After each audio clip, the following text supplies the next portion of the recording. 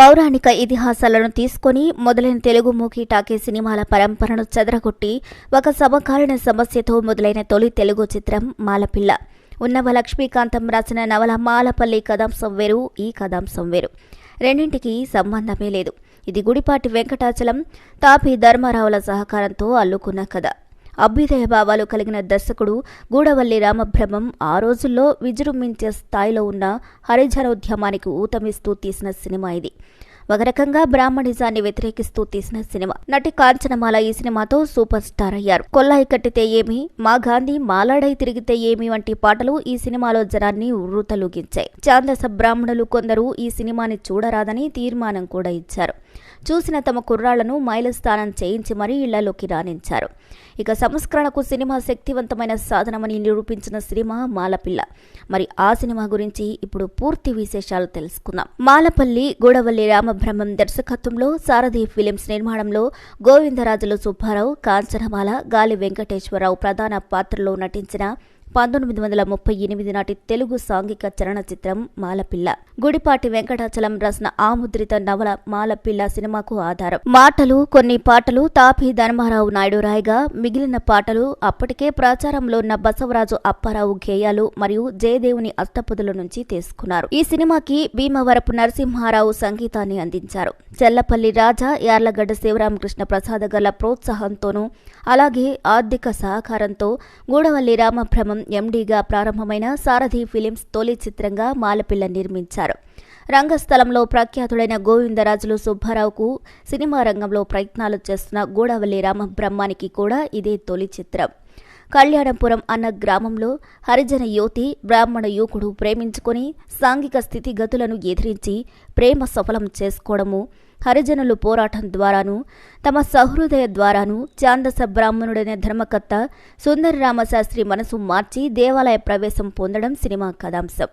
అంటరాని తరం నిర్మూలన, హరిజనుల దేవాలయ ప్రవేశం, కులాంతర వివాహం, సంస్కరణోద్యమం వంటి సాంఘిక అంశాలను ప్రధాన అంశాలుగా చేసుకుని ఈ సినిమాని రూపొందించారు. అయితే కుల వివక్ష సమాజం అంతా ఉండగా కేవలం బ్రాహ్మణులనే లక్ష్యంగా చేసుకుని సంస్కరణాభిలాష మొత్తానికి చౌదరి అనే పాత్రనే ప్రతినిధిగా చేసి సినిమా తీయడం వివక్షాపూరితంగా ఉందంటూ సమకాలీన బ్రాహ్మణుల నుంచి అనేక విమర్శలు, నిరసనలు వచ్చాయి.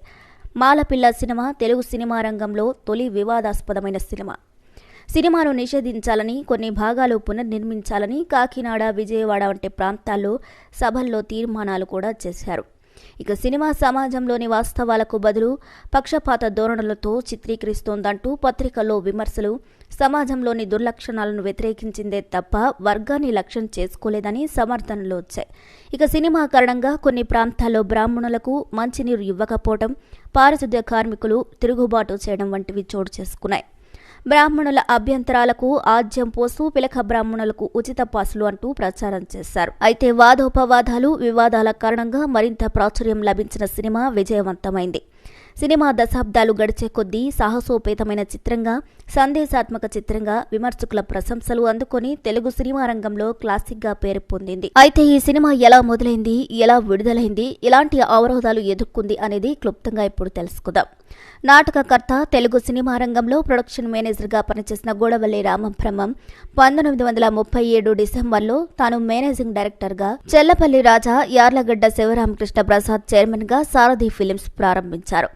సినిమా మొదటి చిత్రంగా అస్పృశ్యత, హరిజన సమస్యల అంశాన్ని కేంద్రంగా తీసుకుని కథాంశంతో తీయాలని పలు కథలను పరిశీలించారు. గుడిపాటి వెంకటాచలం రాసిన ఆముద్రిత నవల మాలపిల్ల సంస్థ డైరెక్టర్కు అందరికీ విపరీతంగా నచ్చింది. దాంతో చలం నవలను కథాంశంగా స్వీకరించి తీసేందుకు ఆయన అంగీకరించిన కథా చర్చలకు వచ్చేందుకు మాత్రం ఎవరూ ఒప్పుకోలేదు.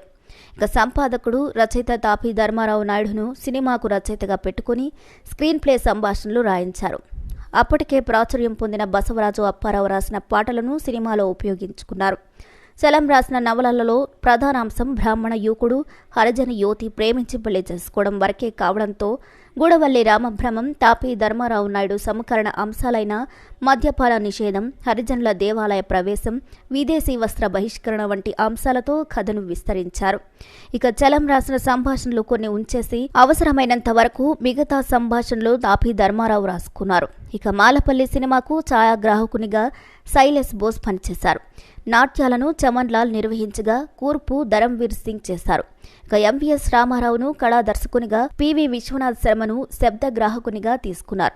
ఇక సినిమాలో కీలకమైన సుందర రామశాస్త్రి పాత్రకు రంగస్థలంపై ప్రతాపరుద్రియం. ఇక కన్యాశుల్కం నాటకంలో పాత్ర పోషణకు ప్రఖ్యాతుడైన గోవిందరాజులు సుబ్బారావును తీసుకున్నారు.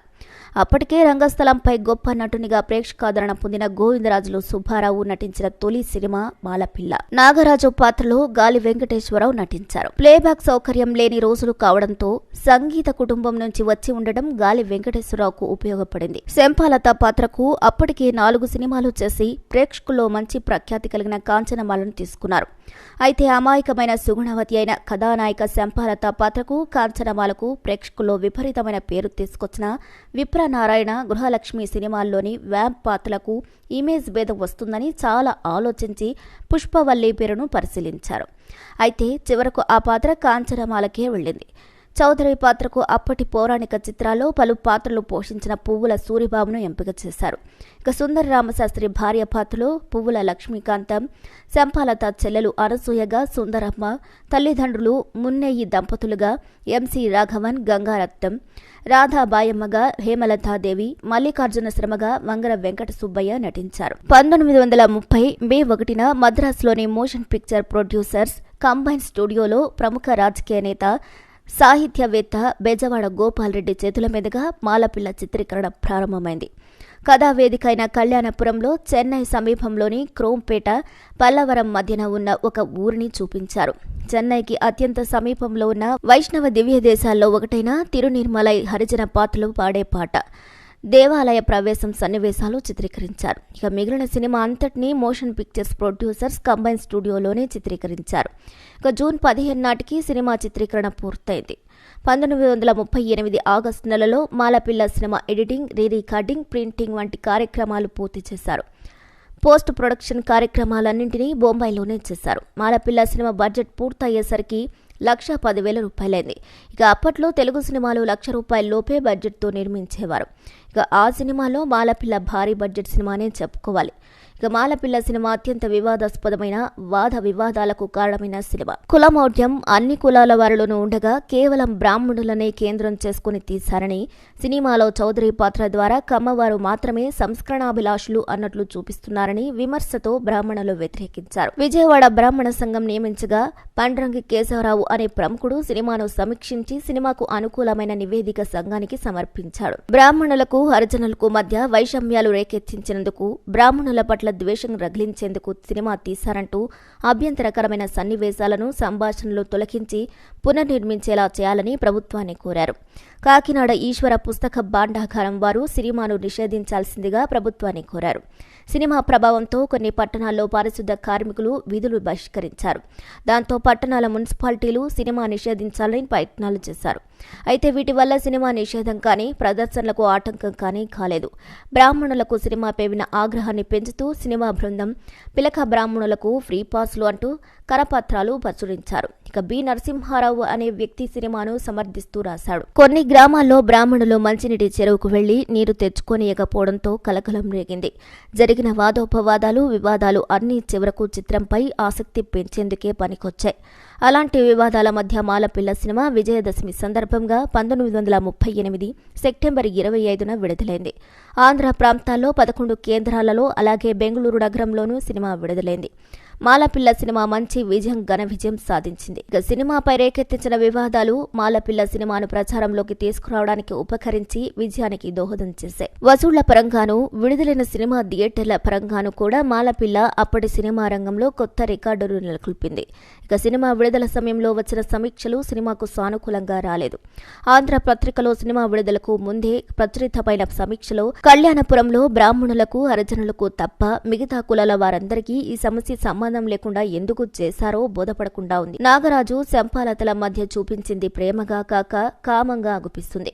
ఉదాత్తమైన ప్రేమానుబంధం లేకపోవటం వల్ల ఈ పాత్రలు సానుభూతికి నోచుకోకుండా పోయాయి. అని విమర్శించారు. అయితే సమకాలీన విమర్శకుల స్పందన మిశ్రమంగానూ కొంత వ్యతిరేకంగానూ ఉన్న కాలానుగుణంగా సినిమాను విమర్శకులు క్లాసిక్గా గుర్తించారు. సాంఘిక సమస్యలపై సాహసోపేతంగా తీసిన సినిమాగా తెలుగు సినిమా రంగంలో ప్రత్యేక స్థానం ఇచ్చారు. ఇది తెలుగు మూకీ టాకీ సినిమాల పరంపరను చెదరగొట్టి ఒక సమకాలీన సమస్యతో మొదలైన తెలుగు చిత్రం మాలపిల్ల ఫ్లాష్ బ్యాక్. మరిన్ని ఇంట్రెస్టింగ్ వీడియోల కోసం డిస్క్రిప్షన్లో ఉన్న లింక్స్ని చూడండి. ఈ వీడియోపై మీ అభిప్రాయాన్ని కామెంట్స్ ద్వారా తెలియజేసి మరిన్ని ఇలాంటి వీడియోస్ కోసం మా ఛానల్ని సబ్స్క్రైబ్ చేసుకుని పక్కనున్న బెల్ కొట్టండి. అలాగే ఈ వీడియోని లైక్ చేసి షేర్ చేయండి.